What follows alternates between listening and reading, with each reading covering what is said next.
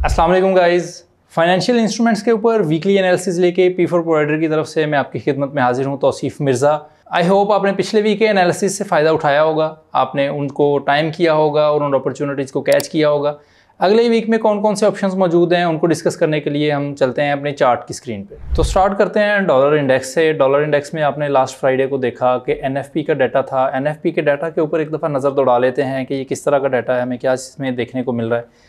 तो यहाँ पे बहुत सारे लोग यहाँ पे ट्रैप हो जाते हैं कि ये नंबर जो है एक्सपेक्टेशन से कम आया है तो इसका मतलब है कि डॉलर वीक हो गया। एक्चुअली ऐसा नहीं है।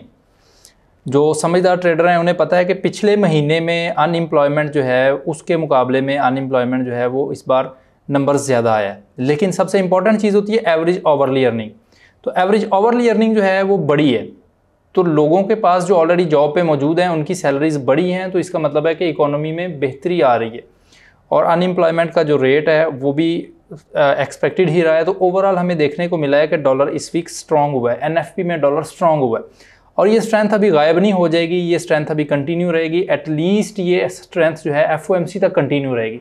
तो FOMC तक हम डॉलर को बुलिश ही देखेंगे। इसमें छोटी छोटी न्यूज़ जो हैं वो पुल बैक के लिए ज़रूर आ सकती हैं, लेकिन ओवरऑल जनरल डायरेक्शन डॉलर की बुलिश रहेगी।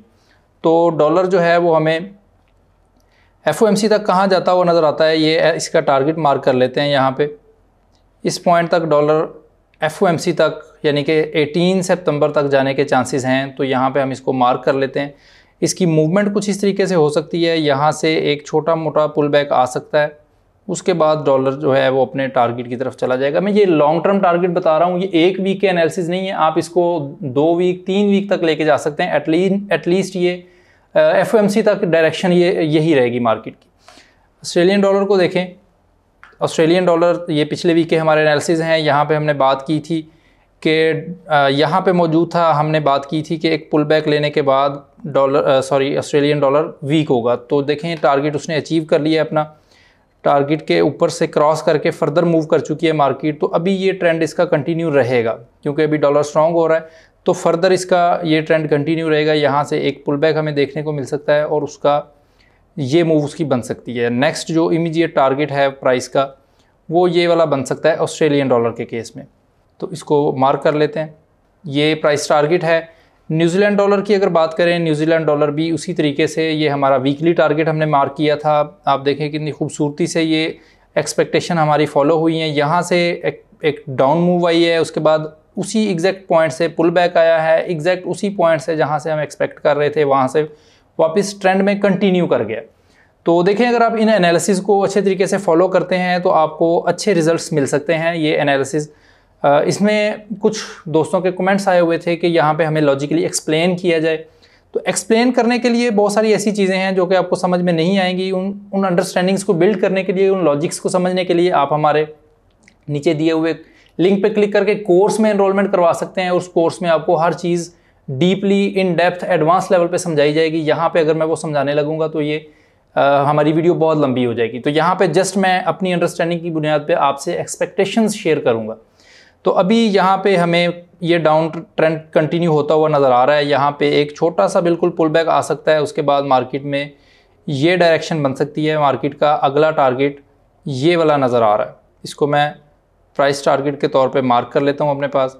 तो न्यूजीलैंड डॉलर भी इस वीक हमें वीक होता हुआ नज़र आ रहा है। यूरो USD की बात करें तो यूरो USD बहुत अच्छा पुल बैक लेके अब वापस ट्रेंड में आ रहा है। तो ये हमें डॉलर जब स्ट्रॉन्ग हो रहा है तो ये हमें वीकनेस ही दिखाएगा। यहाँ से एक छोटा पुल बैक लेने के बाद डॉलर यूरो USD यहाँ तक आने के चांसेस हैं। ये पॉइंट यूरो का जो है वो अगला टारगेट हो सकता है। इसी तरह ब्रिटिश पाउंड की बात करें तो ब्रिटिश पाउंड ने भी NFP के ऊपर एक अच्छी रिट्रेसमेंट ले ली है। डाउन ट्रेंड उसका अभी कंटिन्यू रह सकता है। इसमें डाउन ट्रेंड के पास इसमें फर्दर जो है वो ये पॉइंट बन सकता है मार्केट में। इसका प्राइस का नेक्स्ट टारगेट ये वाला बन सकता है। यहाँ पे हमारे पास माइनर पुल बैक के बाद यहाँ पे आने के चांसेस हैं।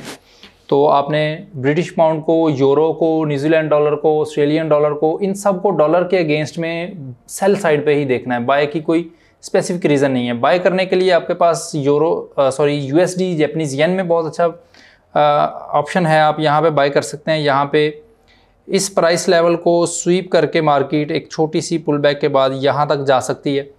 तो ये इमीडिएट टारगेट बनता है। इस वीक में हो सकता है मार्केट इस टारगेट को अचीव कर ले। तो आपने बाइंग करनी है तो आपने बाइंग करनी है तो USD जापानीज येन में करें या फिर USD CHF में करें। CHF में भी बहुत अच्छा ऑप्शन है बाइंग का। यहाँ पे नेक्स्ट टारगेट प्राइस का ये हो सकता है। उसके बाद आपको यहाँ पे इस तरीके से मूव मिल सकती है CHF में। इंडिसेस की अगर बात करें, इंडिसेस में US 30 डाउ जोन्स को देखें तो ये बहुत स्पीड से गिरा है, बहुत मोमेंटम के साथ इस वीक में गिरा है और ये ट्रेंड अभी कंटिन्यू रह सकता है। तो इसका नेक्स्ट टारगेट अगर मार्क करें तो प्राइस यहाँ तक आ सकती है। यहाँ पे एक तो पुल बैक्स रास्ते में ज़रूर आएंगे। इतनी शार्प मूव के बाद मार्केट पुल बैक लेती है नॉर्मली, तो ये हमें डायरेक्शन मिल रही है डाउ जोन्स की। तो S&P 500 की बात करें, ये भी बहुत मोमेंटम के साथ इस वीक में गिरा है।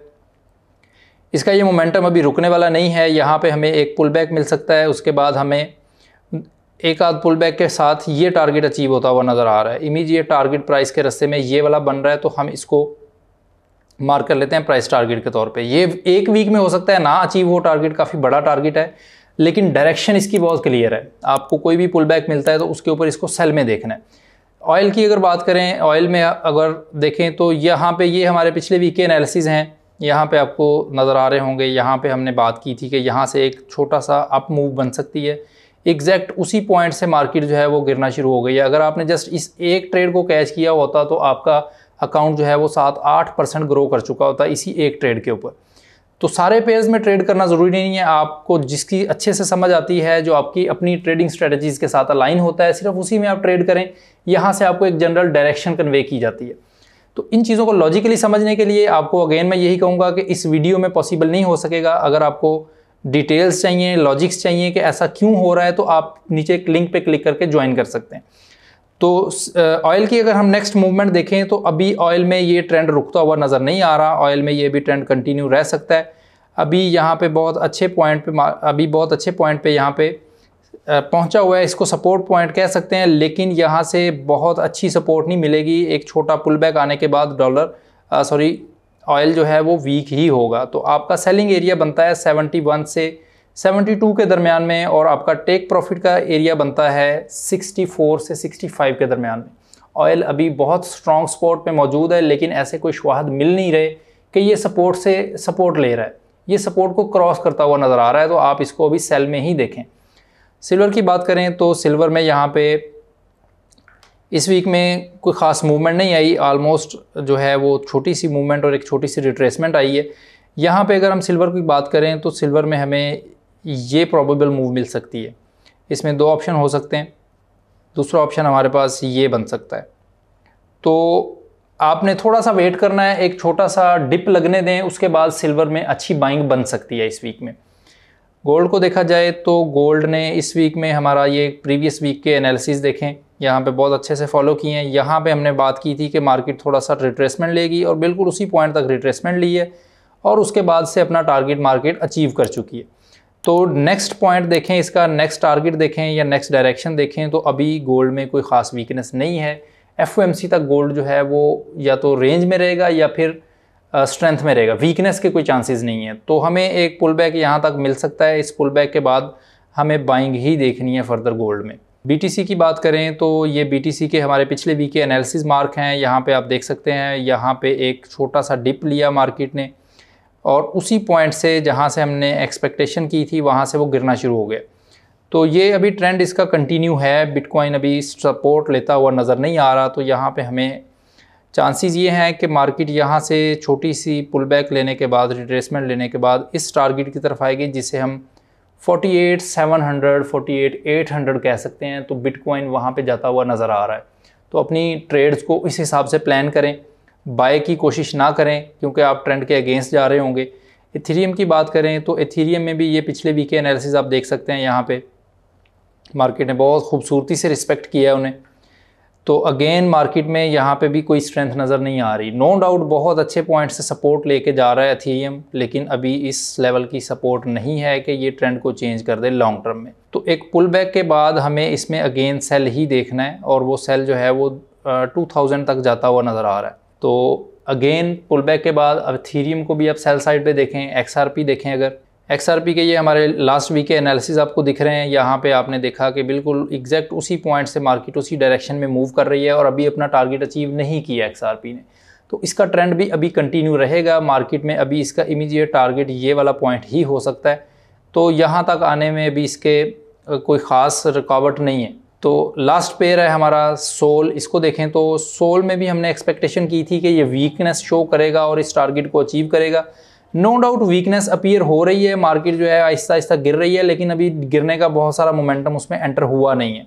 तो अभी इमीडिएट टारगेट भी मार्केट का यहीं रहेगा हमारे पास, इस पॉइंट पे ही आती हुई मार्केट नज़र आ रही है। इसका कोई पुल बैक का ख़ास चांस नहीं है, लेकिन टारगेट उसका 110 वाला है। तो XRP में भी ओवरऑल पूरी क्रिप्टो मार्केट में आपको बाइंग की कोई रीज़न नज़र नहीं आ रही, सेल साइड पे उनको देखिए। तो गाइज़ ये थे हमारे इस वीक के एनालिसिस। उम्मीद करता हूँ कि आपको अच्छे से समझ आई होगी। आप अपनी ट्रेडिंग स्ट्रेटजीज़ के साथ इनको अलाइन करके अच्छे रिजल्ट्स जनरेट करेंगे। जो भी रिजल्ट आए आप कमेंट में मेंशन करिएगा, और इन पेयर्स के अलावा अगर किसी पेयर के ऊपर आप एनालिसिस चाहते हैं तो उसे भी कमेंट में मेंशन करिएगा। थैंक यू, अल्लाह हाफिज़।